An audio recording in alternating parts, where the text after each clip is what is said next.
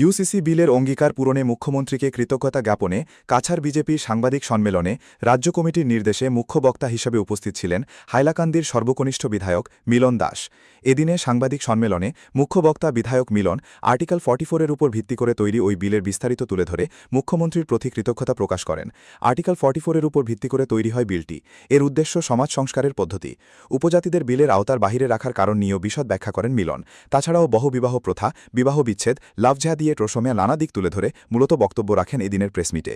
কাছাড়ের সার্বিক উন্নয়ন নিয়ে কোনো মন্তব্য প্রেসমিটে বিধায়ক মিলনের মুখে শোনা যায়নি। ফাইল করতে হলে বা আমাকে অ্যারেস্ট করতে হলে স্পিকারের পারমিশন প্রয়োজন।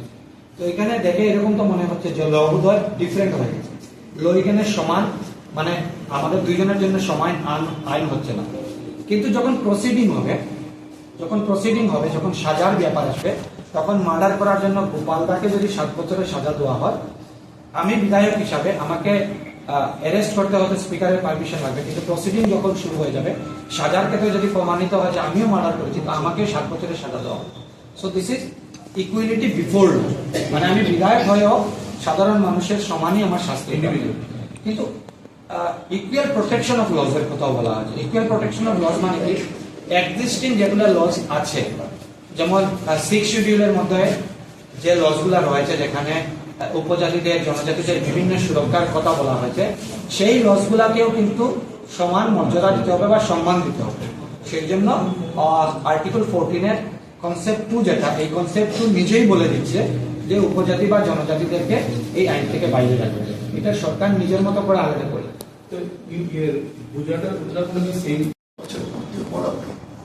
আগামী 8 তারিখ থেকে 2 তারিখ পর্যন্ত, 20 তারিখ পর্যন্ত আমাদের কিছু কার্যক্রম ভারতীয় জনতা পার্টি করতে যাচ্ছে।